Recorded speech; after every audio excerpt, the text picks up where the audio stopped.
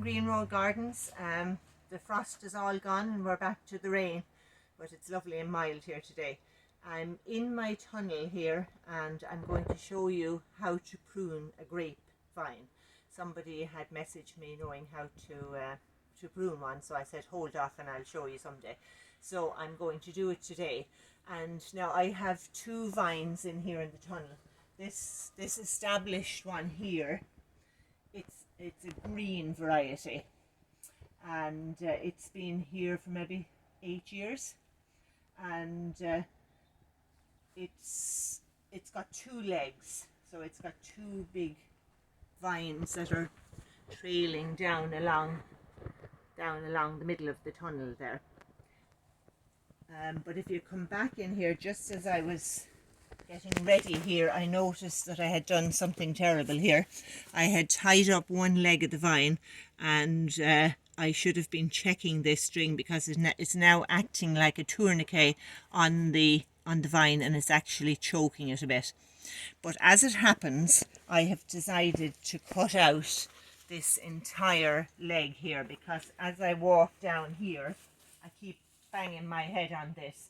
So shocking as it might seem, I've decided to cut out this entire leg of the vine right down to here. So I cut that back. So I use a saw to cut that one back.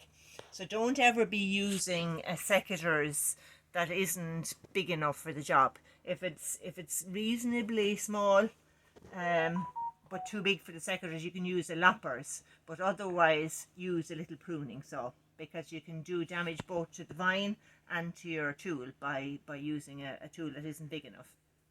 So I'll come back to that one, but then the other one that I have over here, this is a black grape, and it's a lot nicer actually, and I moved it from down the other end of the tunnel because it was in a damp corner and it wasn't doing that well.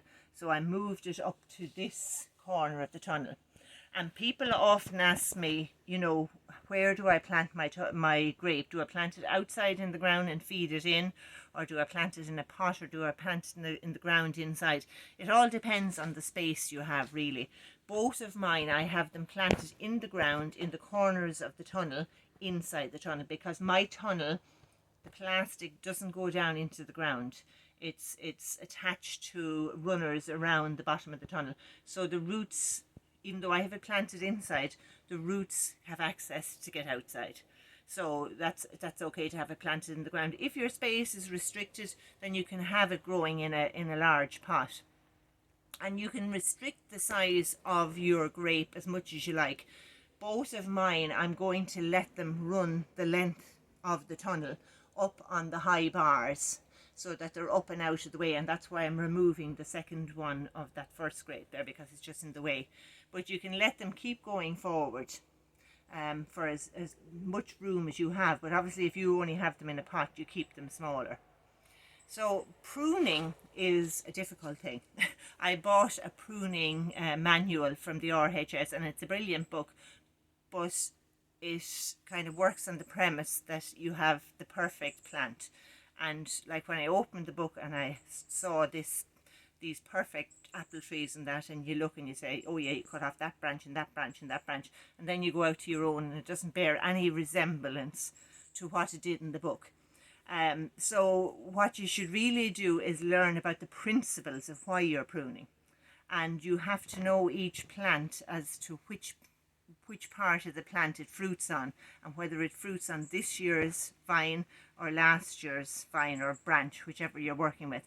So with grapes, they actually fruit on the current year's growth, so you don't have to worry about cutting off potential fruiting spurs.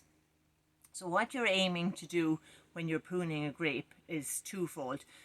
Or threefold really. You're cutting off anything that might be diseased, you're cutting off anything that is not going in the direction you want it to go, or it's getting too big, and then you are rejuvenating, so you're replacing old growth with young growth.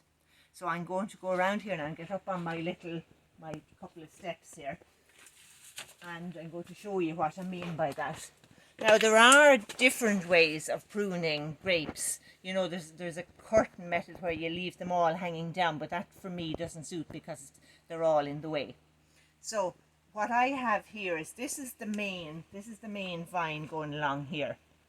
So that will stay, and at the end of it I will leave the leading shoot to continue on. So I never prune the leading shoot, I just leave that going forward. And you can see that, you know, as you start at the bottom it's very thick and it's getting thinner as it goes down along because it's younger wood.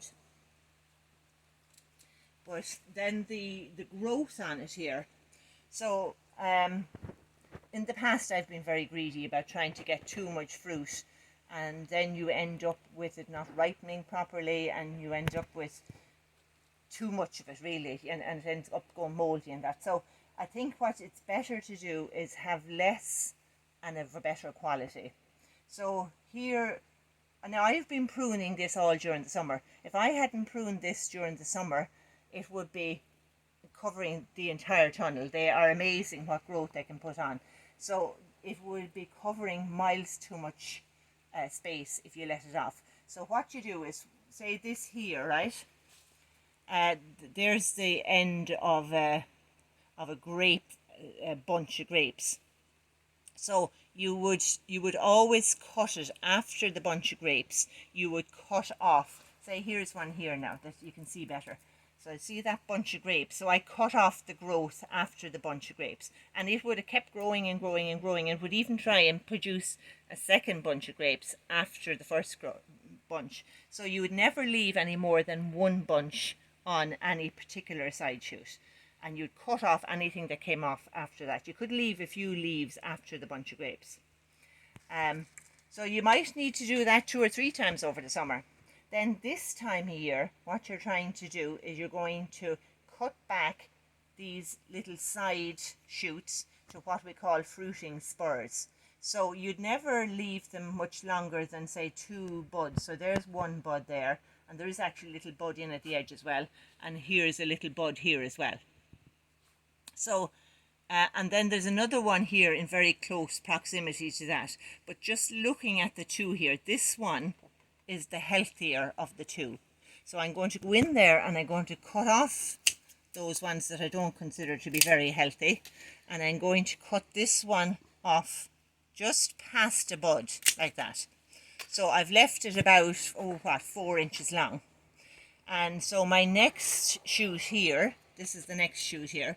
So I have, there's 1, 2, 3 coming out here in the same spot. So there's one, that's a healthy one. This is a healthy one. This one doesn't look so healthy. So I'm going to go at him and cut him off first. So that's him gone. In fact, that's that one gone. And I possibly could leave 2 there. I'll cut off this little weak one in here, and I'll cut this one off here, and yeah, I'll leave that one. I'll spare him for this year. So I could have cut that off in there too. So basically what you're doing, now you might think that that's a lot of distance between the 2 of them, but that will mean that you are giving the plant a better chance to produce better bunches of grapes. And the Victorians even used to go to the measure of when they pruned it down to a certain amount of groups, then they went into the bunch itself and they pruned out some of the grapes with little tiny scissors, but I'm afraid life's too short for that for me. So I'll come back along here then, and if you can get in here close, Thomas, here now is a perfect example of, you see this one here is very miserable looking here, so he'll definitely go. Because there's a big branch here, and this looks very old wood. You see the difference? The brown wood is the younger wood, and this grayer wood is older. So I'm going to cut out this one altogether. And like, new stuff comes out every year, so don't panic and say, oh my God, I've cut half of the side shoots off. Next year there'll be a lot more. So what you're trying to do each year is cut out some of the older ones and encourage the newer ones. So that one will be there like that, and little ones like that, you just cut them off altogether. What's also no harm to do is if there's any loose bark, is just to pull it off, because little critters hiding under that. Any funguses and insects will hide in under that. So don't go peeling it all, but anything that's loose, it's no harm to pick it off. So I'll go back in here then, so that's that one there. I'm going to go back into this branch here, which has 3. So I would have loosely pruned this. So there's 1, 2, 3. This would have been a short stub at the beginning of the summer. This would have been just this little stub, and it created 3 side shoots. So what I could do is I could cut one of them back really tight, like that. This one I'm going to cut off altogether because he looks a bit sick looking. And this one I'm going to cut a bit longer. And then little small ones like that I'm just going to cut all together. So that's about it. You go along doing that all the way along the branch. So all of those will be tidied into 2 or maximum 3 buds on them. And then give it a good mulch with homemade compost down at the roots on the top of the soil. You needn't even dig it in. The worms will come up and bring it down. And a little bit of bone meal would also be very good, or wood ash is very good for fruit. And that's it then for the spring. You don't have to worry about it anymore until the growth starts. And then I might do another pruning video in the summer because it does require constant pruning. So I'll come back to that in the summertime. So over and out from Green Road Gardens, and I hope you're all getting back into the garden again. Bye.